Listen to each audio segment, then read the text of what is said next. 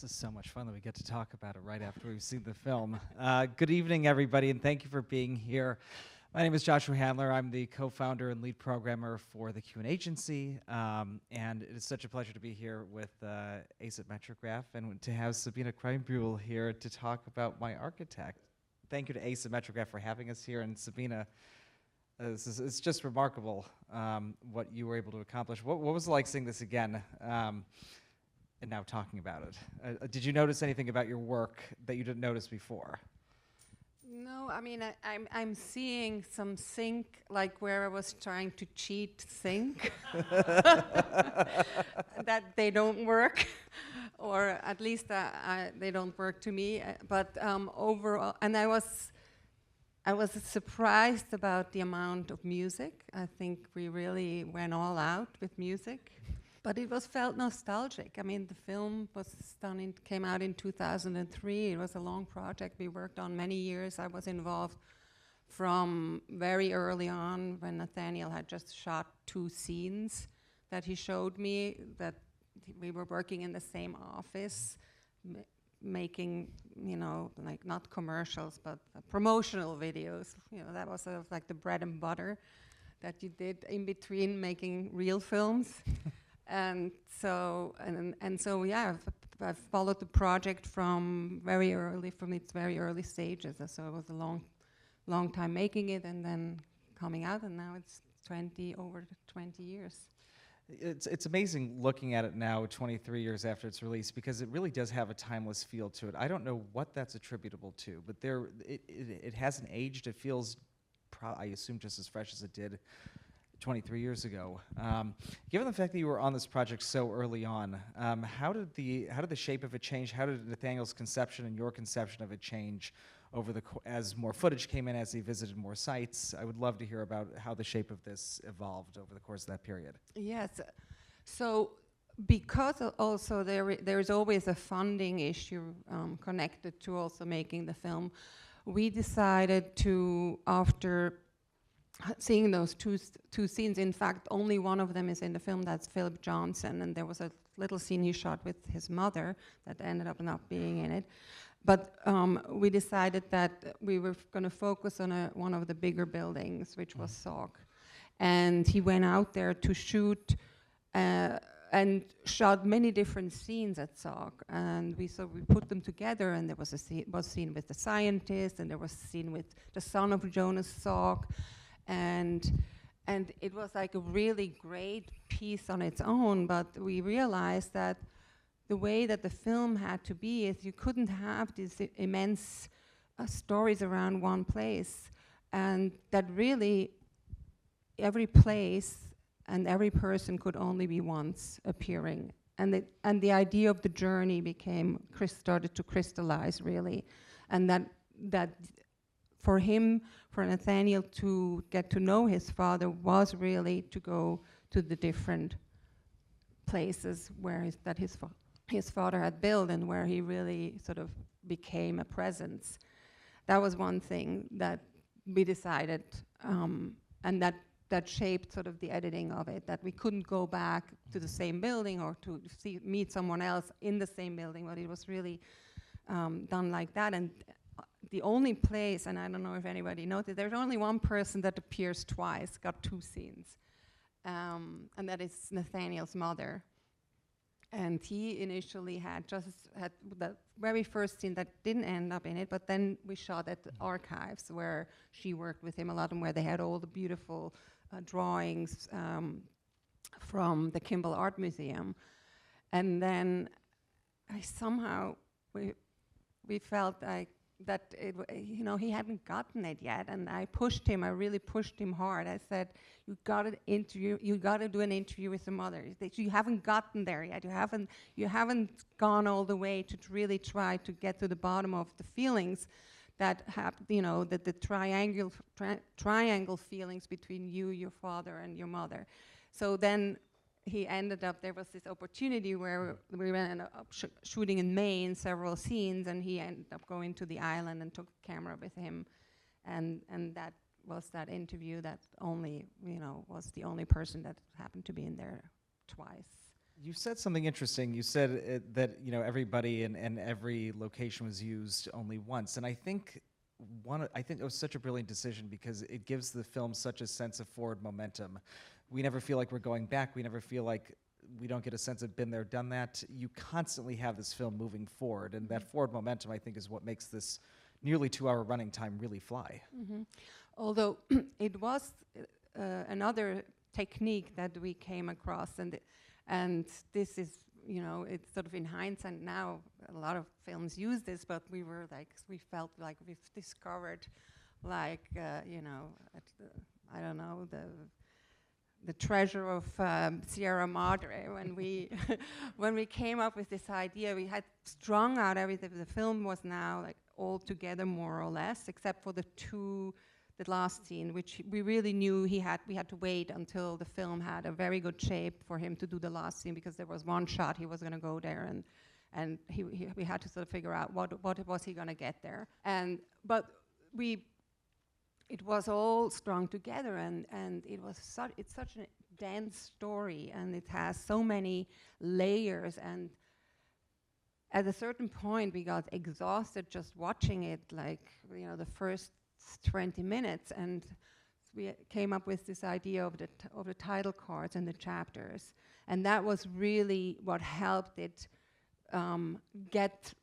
have this forward momentum, because even though it structurally it moved, you needed to have a break in between, sort of to gather yourself, and then the last title, we felt we had to call it the end of the journey, because at that point you really were like, well, how much longer is this going to go? So that was an indication also a little bit like, okay, we can now relax and watch the last scene and, be surprised by it, which of course I hope people are surprised, because the last interview, we didn't know that we were going to get that. That was just like a brilliant way to end it. And that's the beauty of documentary. You don't always know where it's going to go, but sometimes you're really lucky and you get the gems. I love the playful way that you talk about it, that it indicates to the audience it's the end of the journey. This is it. And I think that playfulness is something that is a through line of this film, and one of the things that gives it so much personality and makes it so special. You have that building, I'm blanking on the one that it is, that all the people are talking about. It's totally impractical, it's hideous. The richest building in Philadelphia. Yes, that's the one, and you have the bird on top of it crowing. Can you talk about inserting these little moments of humor into the film and giving us a moment like that bird crowing on top of the building? That's something that I think a lot of other people would have left out, but you didn't, and it adds so much color to this film, and I would love to hear about that. Yes, there was always moments that, well, first of all, the crow becomes an element in the film. It appears. It's also something sort of ghostly and connected with mystery, and so it was just beautiful that we had that. And then of course there were like tons of crows in Dhaka. But yeah, I would look through certain things. Nathaniel shot a lot of stuff on the side with his Bolex.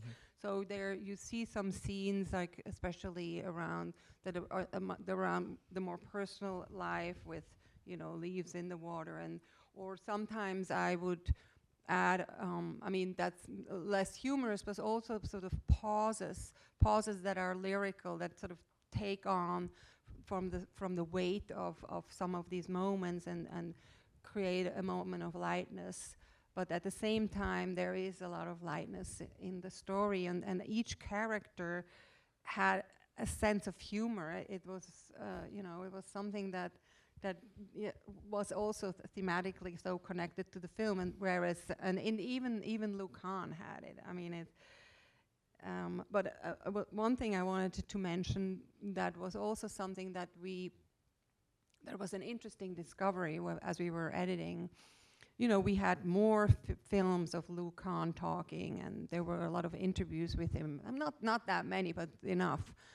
And at first we used them more often, but we realized that that actually took away from sort of the mystery of him, of his ghost-like figure that appears and disappears, and try to use shots where he would go around the corner and always sort of this unattainable person out there. And anytime we started giving him time to talk, or even on camera, it just sort of it was poof, it went away. And so we really very consciously made it sporadically and very slightly, so that you would never really get him, because ultimately you get him in the buildings. So I love that you mentioned that we get him through the buildings, because that was something that struck me when watching this. The fact that you are able to draw the connection between Lou and to these buildings and give, in turn, the audience a greater understanding of who he was. I feel like, despite the fact that he is a relatively mysterious, elusive character, you do penetrate into his psyche quite a bit. I mean, it's really amazing how full a portrait this is of him. Can you talk about through the edit, drawing the connection between the buildings and Lou, and then in turn relating all of those to Nathaniel? I mean, it's an amazing magic, like, balancing act that you have here. Yeah, it's interesting. The buildings were almost sort of dramatic key points. You know, as you were mentioning, first this building that is sort of unsuccessful and people laugh about it, but it was also his first building and it meant a lot. And then Nathaniel's connection to the building also is something that changes over the course of time. Initially, he's much more hesitant to interact with it, and then it sort of the moment with Sock, which is really this, you could tell that the building itself has this sense of freedom, and not only did Khan get this sense of freedom, I mean, obviously he never, didn't stay at home at all anymore. He just lived out there, but the way the building feels visually and the openness of it is a representation of this freedom that he finally felt to be able to do the things that he really loved. And then Nathaniel also, in a way, took that freedom on and decided that he could actually be more playful with the seriousness of building, and took the rollers, took his skates and skated around. And it was a very controversial scene. In, out, in, out. Some people hated it, some people loved it. And the balancing act of to have just enough not to be indulgent. But I think it works.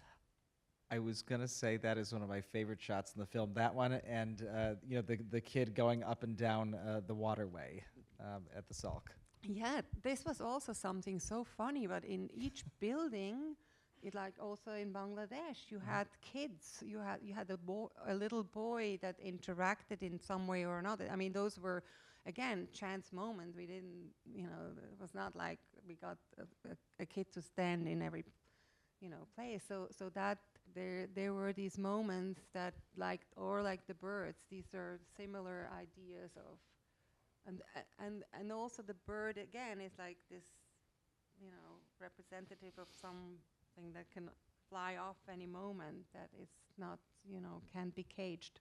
Absolutely. Let me ask you: were there? It's amazing how the emotion of this film kind of sneaks up on you. I mean, the interview with An Ting is really surprisingly poignant. I mean, it's something that it gives the film a level of emotion that we have not gotten up until that point, and it almost catches us off guard. Same thing with the what's his name, the conductor. Boudreaux on the boat. Yes. Yes. Can you talk about working in these moments of emotion into this film?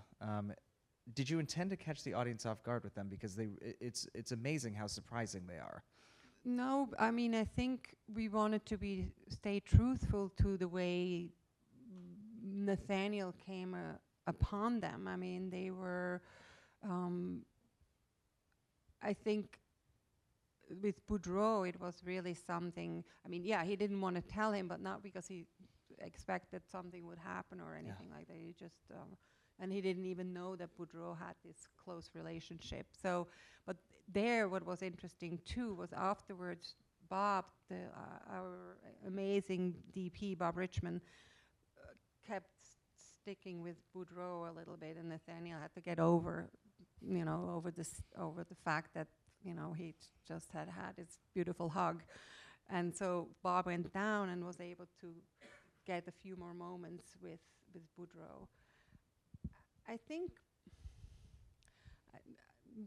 I don't think I treated them in any different way than what they really were there for.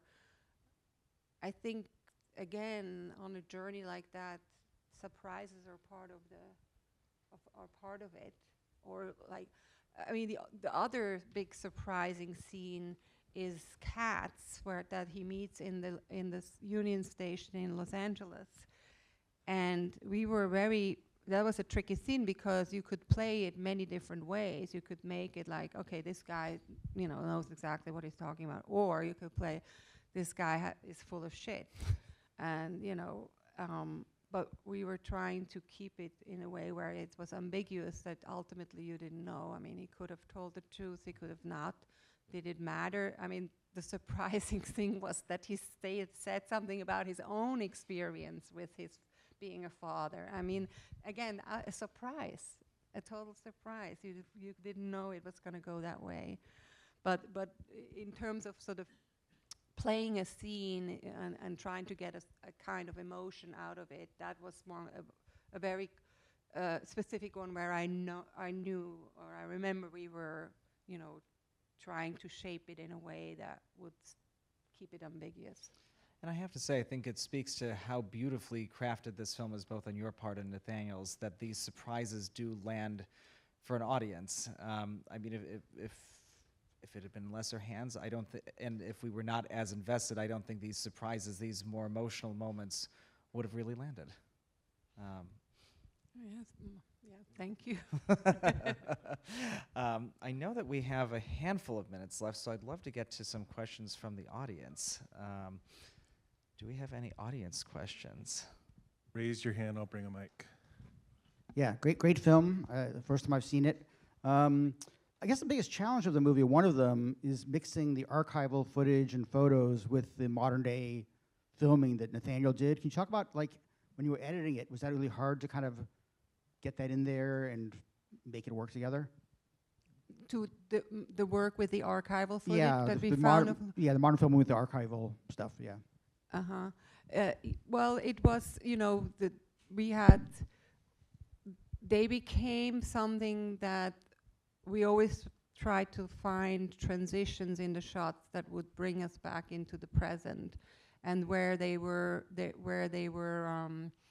or we took a scene, for example, when Lou teaches with his students, as something that was very concrete, a scene, but that gave us a larger information, or a broader statement that would land on the overall film.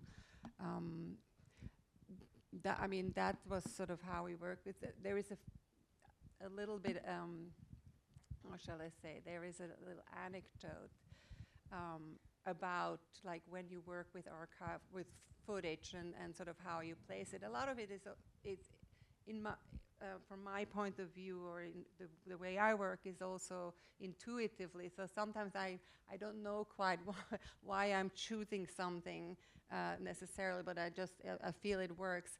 And after the film came out, Thelma Schoonmaker, who has since become a good friend, wrote me this beautiful note and said, and she really liked that particular scene when we use the archival footage of Lou Kahn walking in front of the yellow forsythias while we're finding out about him having had this difficulty as a Jewish architect in Philadelphia, and how poignant that was. And I said, yeah, thank you very much.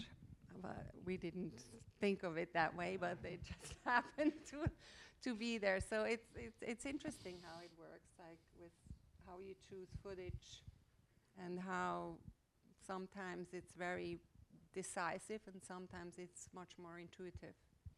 It's kind of alchemical, isn't it? Some of the way that some of these films do come together. Yeah, yeah. I can't,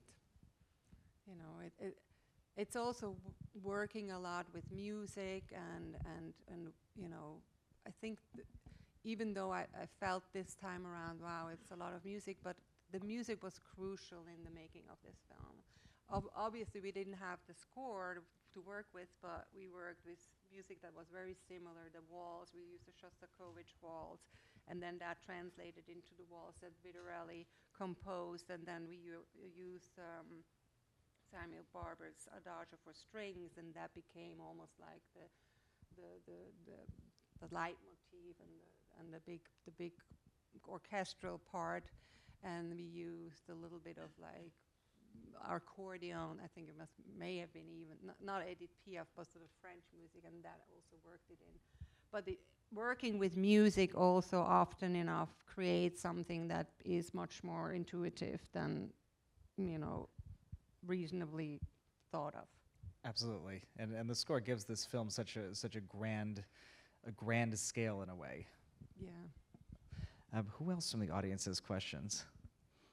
Hello, right over here. I'm curious, you mentioned at the beginning you were talking about the sync. You're noticing the problems with the sync in kind of the different scenes in the beginning. And that was one of my favorite things about this movie is that it feels so, like you were just talking about, so many of the interviews and interactions with the people feel so like lightning in a bottle, like capturing the moments of telling the conductor, I'm his son. And it's kind of like, I'm sure,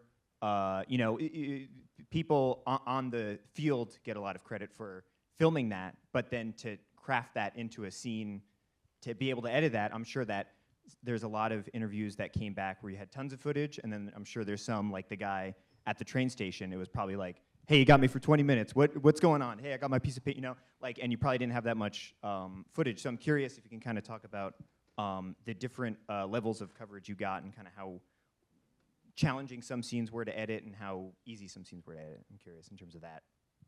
Yes, I mean, one of the tricky things was in some of these interviews was actually Nathaniel's persona, because it's a fine line of where he could be easily become too imposing or too much questioning, or so you had to make sure that he felt like he was an observer, even though he's a very good interviewer, as you can tell from these interviews.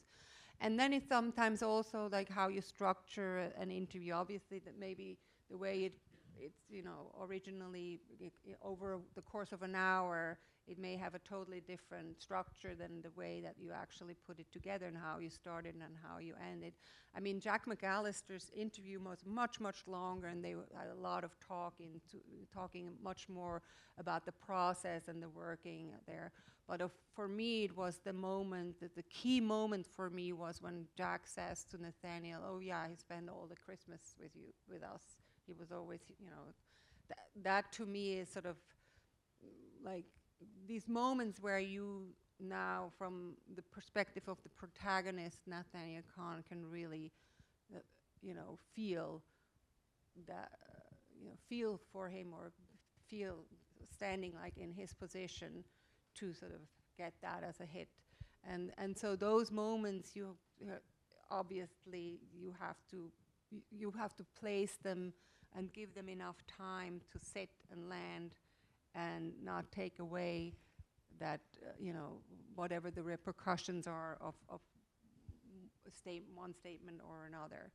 And so that is how I would say, you have to go about a scene that is an interview. But he's a very, very good interviewer. I mean, the interviews had and then again, Bob Richmond is an excellent interviewer, cinematographer, because he instinctively knew when he had to slowly zoom in. I mean, everything was handheld, and we only had one camera. Sometimes when I was looking at it today, I was thinking, oh my God, people must think we had 2 or 3 cameras shooting this, but it was, Bob was so, it's so fluid in the way he shoots, but also he listens. He's one of those, he's involved in it, so he knows exactly and he feels when a scene, when a tension starts, and that helped make the scene stronger in the way it comes across after it's edited. I have to say, I think we're about out of time, but that's a perfect way to close us up for this evening. Sabine, thank you so much for discussing your work. This is such a pleasure to experience this with so many other people and to go on this journey with you and with everybody else. Thank you so much for being here and for spending time. Thank you everybody for coming. Thanks to ACE for inviting us. Yes, thank you to ACE and thank you to Metrograph for hosting us this evening, and thank you to everybody for being here.